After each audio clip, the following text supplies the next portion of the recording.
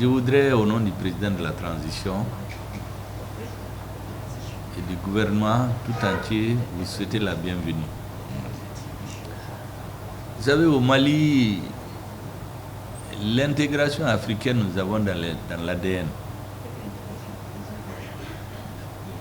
Notre vocation, historiquement, c'est d'unir les Africains. Pour plusieurs raisons que vous savez, pour ceux qui connaissent l'histoire de l'Afrique, toutes les entités historiques dont vous êtes tous fiers, leur berceau, c'est sur l'actuel territoire du Mali. Et c'est pour cela que, quel que soit le régime politique au Mali, dans toutes nos constitutions, il y a un article spécifique clairement que notre pays est prêt à abandonner tout parti de sa souveraineté au nom de la construction de l'unité africaine. Et c'est pour cela que chaque fois que nous avons des Africains qui viennent chez nous, quel que soit par hasard, par ailleurs, les contingences politiques, qui sont comme la météo et peuvent changer, nous sommes très heureux. Et la présence de votre organisation au Mali aujourd'hui, nous considérons ça comme un acte de solidarité, un acte de foi envers le Mali, que nous apprécions hautement. C'est pour cela que le président de la transition lui-même et nous-mêmes, on a suivi de très près ce qui s'est passé avec nos ministres. Notre pays pense qu'il a un devoir d'être toujours parmi les bons élèves. Et lorsque vous dites que sur les 27 mesures, les 25 sont satisfaits et les deux autres, peut-être d'ici janvier 2025, pour être satisfaites, nous sommes rassurés. Et je puis vous garantir que notre pays et tous ceux qui nous écoutent fera le nécessaire pour être à l'heure et faire tout ce qui est nécessaire. La lutte contre le terrorisme est un défi existentiel pour notre pays. Vous savez que même les petites contingences politiques que je considère passagères qui existent actuellement, leur origine c'est le terrorisme. Parce que quand vous regardez les transitions dans tous les pays concernés, leur origine, ce n'est pas la démocratie, c'est l'insécurité et le terrorisme. Au Mali, il y avait un président élu, mais à cause de l'expansion du terrorisme, qui en 7 ans est allé de l'extrême nord du Mali, a occupé 80% du territoire, pendant que nous avions 55 000 forces armées sur notre territoire. Donc le peuple malien était venu à la conclusion que si on ne change pas de paradigme, le pays est prêt à disparaître. Et les Maliens considèrent que historiquement, ils ne peuvent pas accepter cela. Quand vous prenez le Burkina Faso, il y avait des institutions élues, un président, une assemblée, tout marchait normalement. Mais le terrorisme est allé de zéro à pratiquement occuper les 60% du territoire. Le Niger, c'est la même chose. En 2013, il n'y avait pas de terrorisme ni au Burkina ni au Niger. Mais de 2007 à maintenant, le Mali, 80% sont occupés. Burkina, près de 60%, sinon plus. Le Niger, la même chose. Ça s'étend sur le nord du Togo, du Bénin, Il y a même des incursions en Côte d'Ivoire. Donc, quand on regarde dans la perspective historique, c'est très clair pour nous que si nous ne changeons pas de façon de faire, la finalité du tourisme va s'étendre dans tous les pays. Et personne ne parlera plus de démocratie. C'est ça la justification du changement au Mali, au Burkina et au Niger. Bien entendu, souvent, ça n'a pas été bien compris. Et les conséquences, c'est peut-être les petits changements météorologiques, politiques qui se passent actuellement. Mais nous sommes convaincus qu'à terme, ce qu'on pense être des petits bruits, c'est des discussions de famille. Les Africains vont se retrouver. Et c'est pour cela que nous disons que l'AES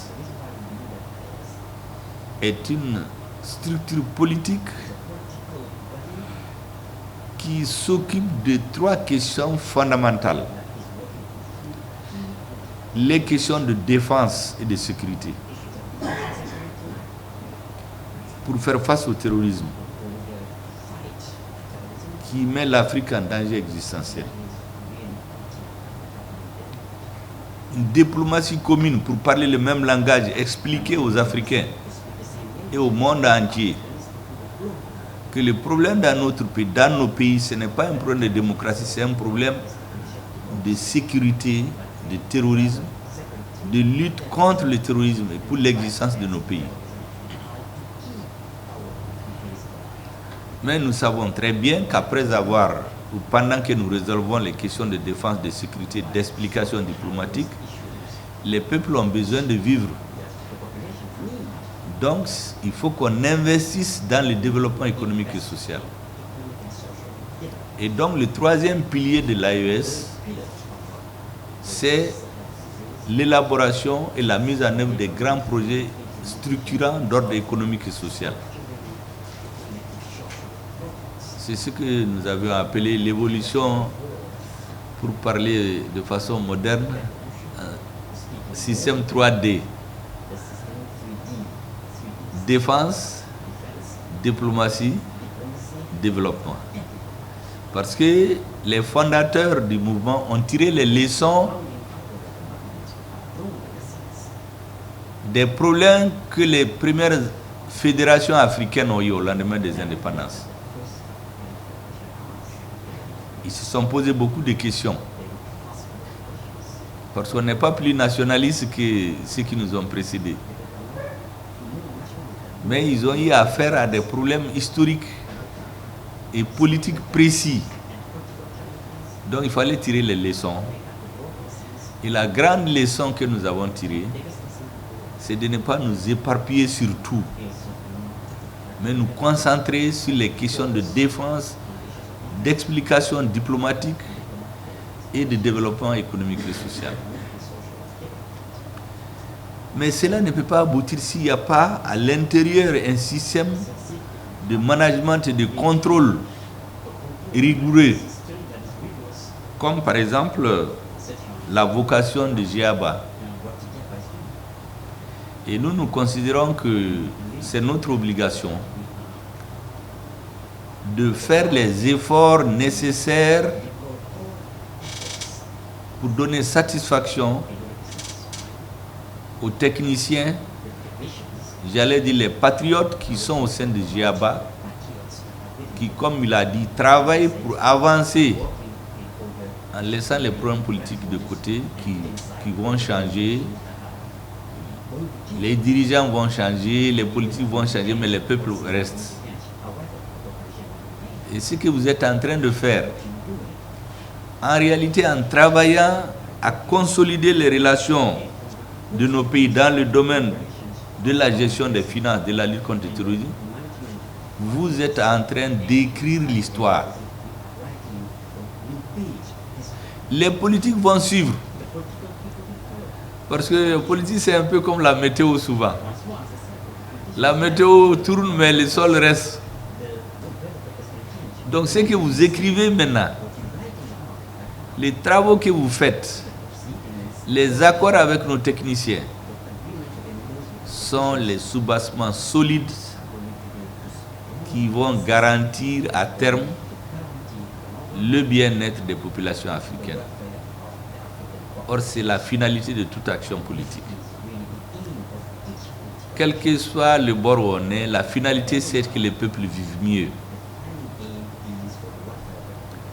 Et donc, je voudrais vous féliciter, vous remercier et vous rassurer que ce que vous faites, c'est comme quelqu'un qui a une torche qui éclaire dans le brouillard actuel. Pendant que les politiciens se querellent souvent, vous êtes en train d'éclairer le chemin. Je voudrais donc vous féliciter et vous dire que vous êtes chez vous ici.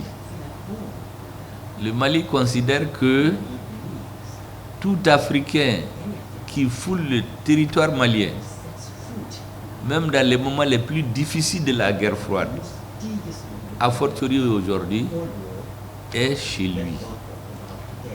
Et donc nous sommes très heureux de ce que vous êtes en train de faire. Et nos techniciens sont totalement disponibles et seront à votre disposition.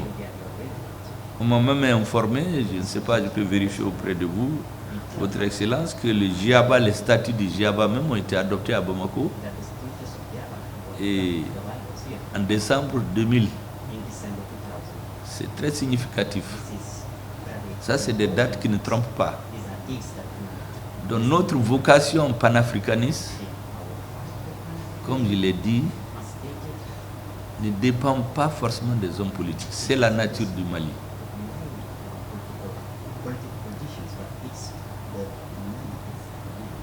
Et donc je voudrais vous donner les assurances nécessaires que le président apprécie à sa juste valeur ce que vous êtes en train de faire. Nous apprécions aussi et nous pensons que le nécessaire sera fait pour que les pays de l'AES puissent parler à haute voix en tant que partenaire et membre à part entière du GIABA. Et en cela, comme je le disais tantôt, vous aurez accompli votre mission de digne fils d'Afrique qui, malgré les brouillards actuels, a une claire idée du chemin qu'il doit suivre. Et votre rôle, l'histoire va le retenir. Nous, les politiques, on parle beaucoup, mais après nous, c'est le travail que vous faites là qui va rester. Donc les ministres sont là, nous on est là, peut-être dans quelques années, c'est d'autres têtes qui vont venir. Mais le travail technique, lui, ne bouge pas, il continue sa route. Je voudrais donc vous remercier et saluer aussi nos ministres pour leur disponibilité. Je pense que leur attitude et tout ce qui a été fait vous montre clairement les dispositions des plus hautes autorités du Mali, accompagner les GIABA, faire en sorte que le travail des GIABA soit un travail réussi, au-delà des contingences passagères. C'est ce que je voulais vous dire, Monsieur le Président. Vous saluez tous, saluez les ministres qui vous accompagnent et leurs collaborateurs. Et vous êtes entrés ensemble, comme je l'ai dit, de poser des pierres solides pour qu'après les brouilles, là, les Africains se retrouvent. C'est ce que je voulais dire, Monsieur le Président. Et merci beaucoup et à tout le monde.